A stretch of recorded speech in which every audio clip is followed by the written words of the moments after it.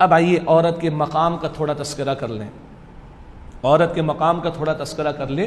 بات تو بہت ہو سکتی ہے، چار پہلو سے ذرا ذکر کر لیں.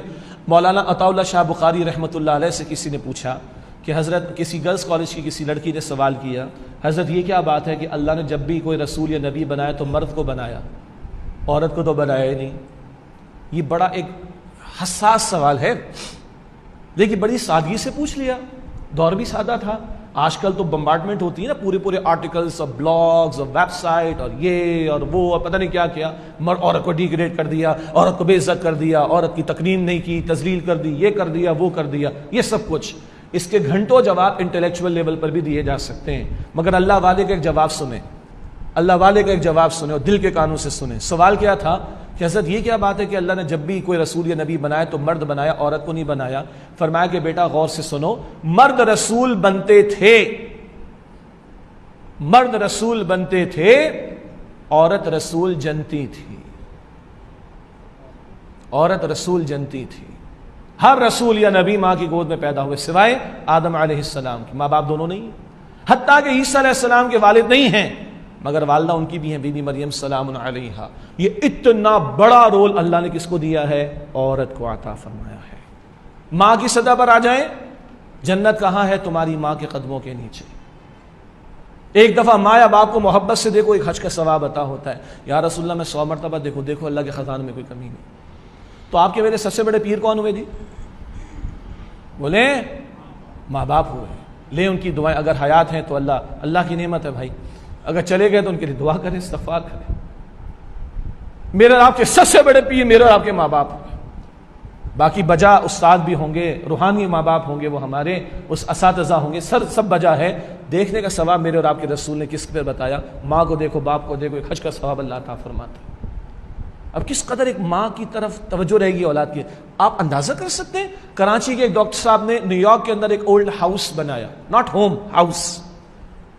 ہوم اور ہاؤس میں فرق ہوتا ہے، گھر اور مکان میں فرق ہوتا ہے. خیر، تو کراچی کے ڈاکٹر صاحب نے نیو یارک میں بنایا بہت بڑا اولڈ ہاؤس. ان کے ایک دوست کراچی سے ملنے کو گیا، اچھا ذرا وزٹ کرو، تم دیکھو کیسا میں نے زبردست قسم کا جو ہے مارکیٹ ہے آج کل یہاں پر. کیا کہنے، مارکیٹ ہے آج کل. اور اب تو نرسنگ ہومز کہنا، آسٹریلیا جانا ہوا نرسنگ ہوم. کتنے خوبصورت دل فریب قسم کے نعرے ہیں جناب.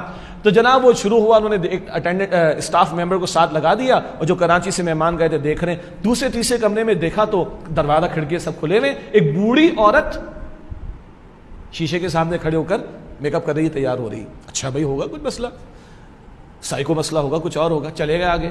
وہ پورا بہت بڑا تھا تو آدھا پونا گھنٹہ لگا. واپس سارے تو اسی کوریڈور سے واپس جب آئے جھانکا تو پھر وہی عورت. اب یہ پریشان ہوگا، بھائی 1 گھنٹہ کتنا حد ہوتی ہے، کتنا میک اپ کرے گی بڑھیا. تو پوچھا بھائی اسٹاف ممبر سے کیا چکر ہے؟ کہا بھائی بات یہ ہے کہ اس کا ایک بیٹا ہے اور سال میں 1 مرتبہ آتا ہے، 3 گھنٹے کی فلائٹ لے کر ڈنر کرتا چلا جاتا ہے. یہ پورے سال کی اس کی خوشی ہے بیچاری کی. آج یہ خوش ہے، آج یہ خوش ہے کہ اس کا بیٹا آگے اس کے ساتھ ڈنر کرے گا. تف ہے اس بات کے اوپر.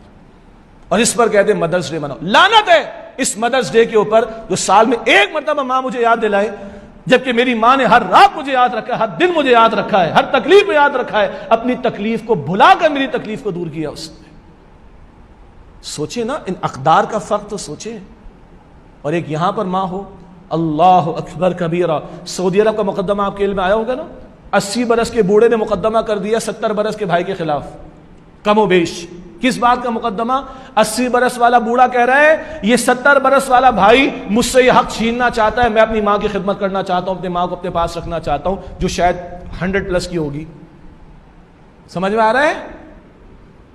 تو جج بھی رو گیا اور جج نے کہا بھائی تو 80 کا، یہ 70 کا، تھوڑا آپس میں کوئی ریکنسائل کر لو، لیکن اس کو تھوڑا کم موقع ملا، تھوڑا اس کو بھی تم ٹائم. جج بھی رو گیا بیچارہ.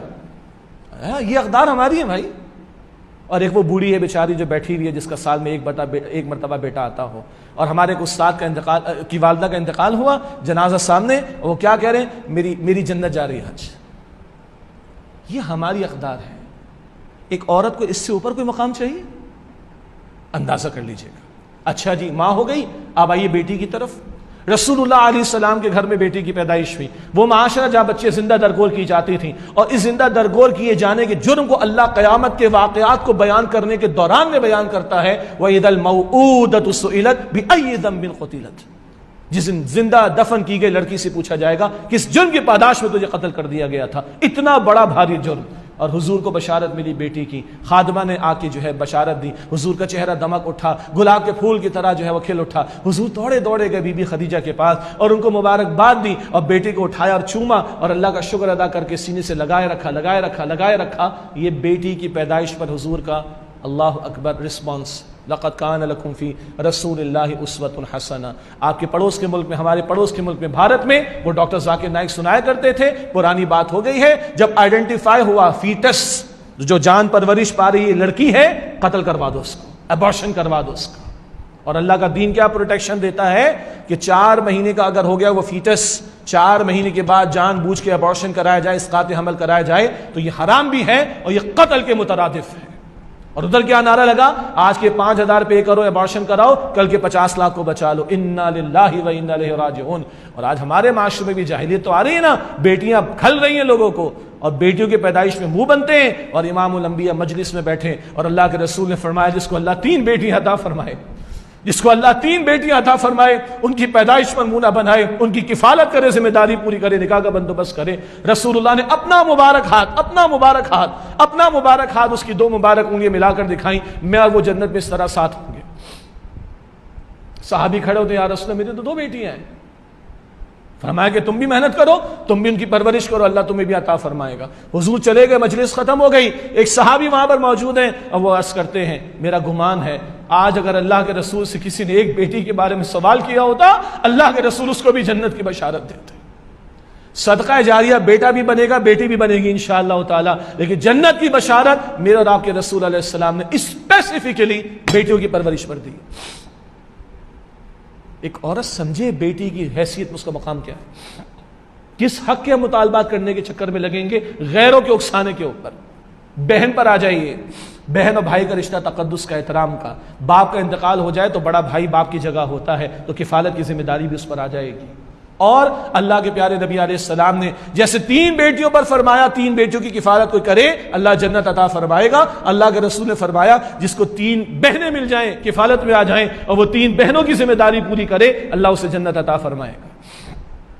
ایک صحابی کا بڑا عجیب واقعہ ہے، بخاری شریف کے اندر ہے. ان کی 9 بہنیں تھیں، 9 بہنیں، ماں نہیں تھی ان کی.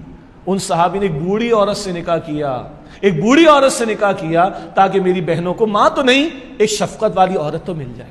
اللہ اکبر. بہرحال مرد ہے بھائی، خواہش کس کی نہیں ہوا کرتی، کس قدر بڑا سیکریفائس ہے. اللہ اکبر. تو یہ 3 بہنوں کی کفالت اللہ کے رسول علیہ الصلوۃ والسلام نے فرمایا. اور ہاتھ کے ہاتھ سن لیجئے، 3 خالاؤں کی کفالت اگر کسی کے پاس آ جائے اللہ کے رسول فرماتے جنت کی بشارت. 3 پھپھیوں کی کفالت اگر کسی شخص کے پاس آ جائے اس کے لیے جنت کی بشارت. اور رہی نانی دادی، ان کو تو زکوٰۃ بھی نہیں دے سکتے، اگر کفالت میں آ جائے تو کفالت ہی کرنی پڑے گی، زکوٰۃ بھی نہیں، اپنی ارننگ میں سے ڈائریکٹلی دینا پڑے گا ان کو. یہ کیا مقام اور عزت، رتبہ اور پروٹیکشن اللہ ایک عورت کو عطا فرمانا چاہتا ہے. ہاں ہم قائل ہیں کہ مرد ہمارے معاشرے میں کہیں بھی ہوں وہ ظلم کر جاتے ہیں، تو جو ظلم کرے اس کو کنڈیم کیا جائے، اس کی سرزنش کا اہتمام ہو، جس فورم پر بات کر کے اس کو سمجھایا جا سکتا ہے سمجھایا جائے. یہ الگ مسئلہ ہے. لیکن عورت کو تماشا بنانے پر نکل آئی ہے باہر اور دل فریب نعروں سے اس کو آزادی. کس بات کی آزادی؟ ہم تو کہتے ہیں یہ آزادی ہے جس سے اس کو دنیا کے جھمیلوں سے، دنیا کی ہوس بھری نگاہوں سے بچا لیا ہے. آ جائیے بیوی کی سطح پر، بیوی کو تو لباس بھی کہہ دیا، اللہ اکبر. شوہر کے ذمے اس کی کفالت کی ذمہ داری بھی ڈال دی، اللہ اکبر. اور اللہ کا حکم ہے وعاشرہن بالمعروف، سورہ النساء آیت نمبر 19. اور اپنی بیویوں کے ساتھ بھلا سلوک کرنا. کس کا حکم ہے یہ؟ اللہ کا. جملہ تو سادہ ہے، پہلے بھی یہ مثال میں پچھلے مہینے شاید دے چکا ہوں.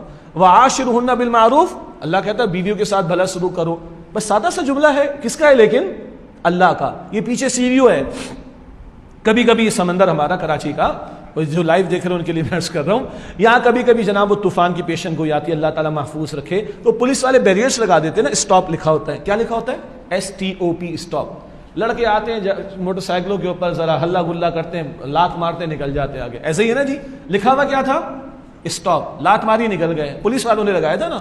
کراچی میں مہران ہوٹل کے آگے کور کمانڈر کراچی صاحب کا آفس بھی ہے، وہاں بھی بیریئر لگا ہوا ہے اور لکھا ہوا ہے اسٹاپ. مارو لات. ماریں گے؟ نہیں نا.